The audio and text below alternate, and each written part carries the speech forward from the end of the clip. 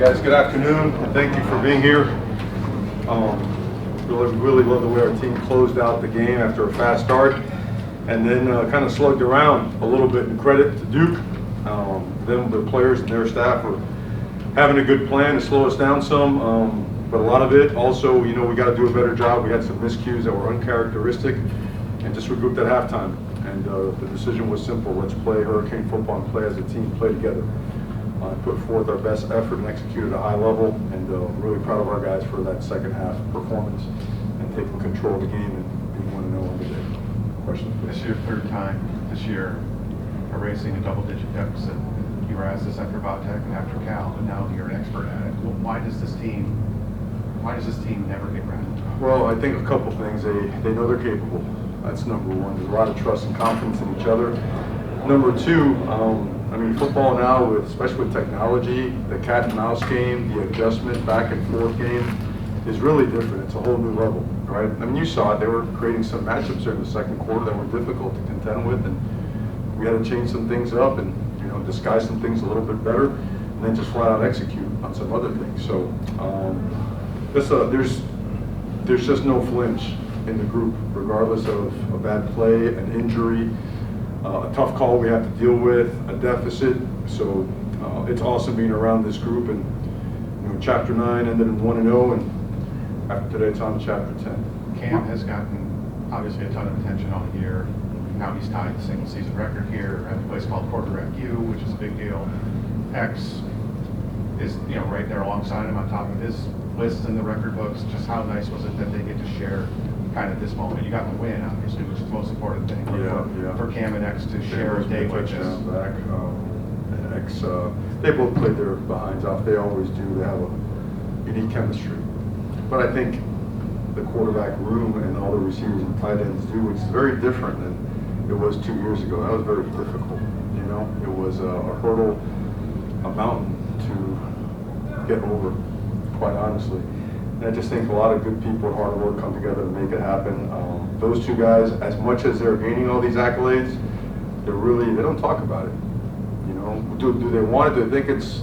I'm sure they do. I think we all like to be recognized and rewarded and praised, but that's not the end all be all for them. They want to win, and I think the best thing that they do is when we're behind like we were, is the way they just go back and forth on the sideline, encouraging their teammates, pushing their teammates, and just knowing and trusting that if we just keep playing, we're going to find a way. How much have you seen them build that chemistry since Cam got here? Just from when he got here to now, just the two of them being able to build the bond, the trust, and both on and off the field.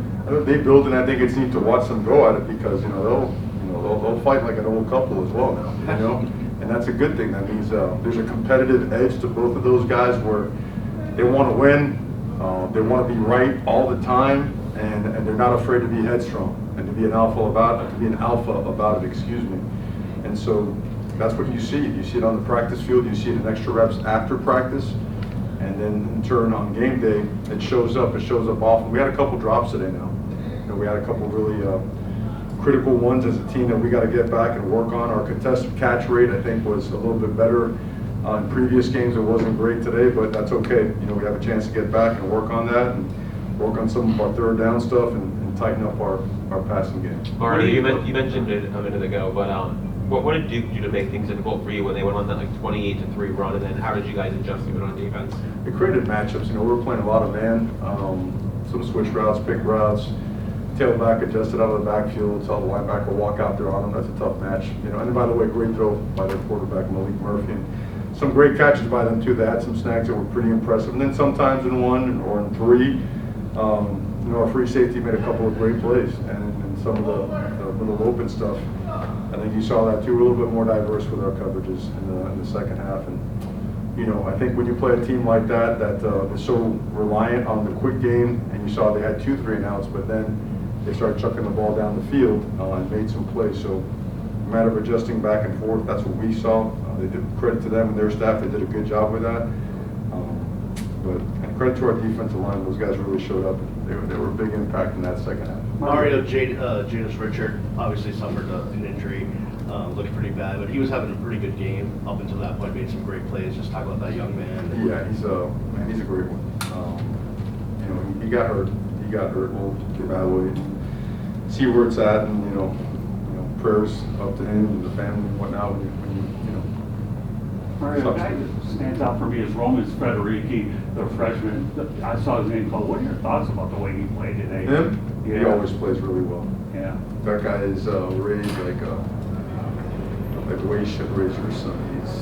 He's an assassin off the field. He's a gentleman, super polite young man, a hard worker. He's always finding ways to make himself, his teammates better. Very quiet, keeps to himself, but his game speaks loudly. And he's a guy that we've depended on since game one, and he's exceeded expectations. Can you talk about Xavier and his impact today and the significance of what he did today? Yeah, well, Xavier, I think, has an impact on our program every day.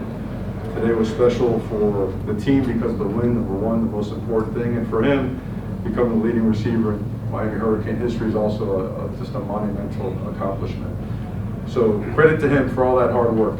Credit to him and his family for all the sacrifices made to allow him to one day become a Miami Hurricane, and again to his teammates for being such a great supporting cast because, again, number one, the W is the most important thing. Number two, being the all-time leading receiver at Miami is a really big thing. You said the quarterback room was a mountain to get over. And you look at a day like today, you can see 400 yards, 5 touchdowns. You talk Not the quarterback room, the chemistry between the quarterback and the wide receiver. Yes, sir. Okay. That's what I meant. I meant it was there was no connection. You know what I mean?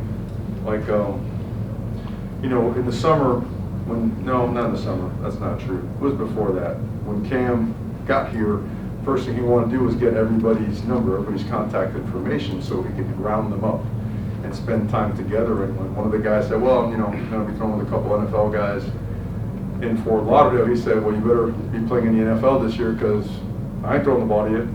They better throw the ball to you." And that receiver came back down in a hurry. Why is that important? Because when you have command of a room and you have the performances and the ability to back up that type of command, that's strong. And then there's buy-in. And then when alphas get together, you know how it is, man. They start banging heads, right? And the key is getting these alphas that are banging heads to keep working together and work their way to go against the team on the other side. And that's what Cam and all those wide receivers have done.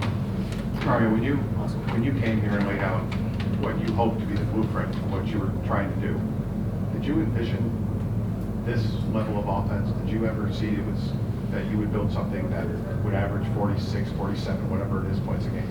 Well, I mean, it's always the goal, right? But that even, I mean, It's that's a lot. unique, right? What's going on is unique, but again, it kind of works hand in hand. I think if you look at the way we're playing, there's a lot that goes to it, right? Time of possession has gotten really high. Yards per play is really high. We've had some ups and downs on defense, but either way, we find a way to play well when it really, really matters. And so we complement each other really well. And we try to, sometimes the play count really favors the offense, which really helps the defense as well. And it allows you to just push ahead and get teams uncomfortable. You put pressure on them to try to keep up. You know, when we went up by a second score by 15 or 16, there's a lot of pressure on the other side to keep up, and that's when mistakes sometimes happen, and we're there to get them, and that's when it really starts, the magic starts to happen. So to your question, which I didn't answer at all, it's a great standard to set. You know, let's keep pushing, let's keep getting better.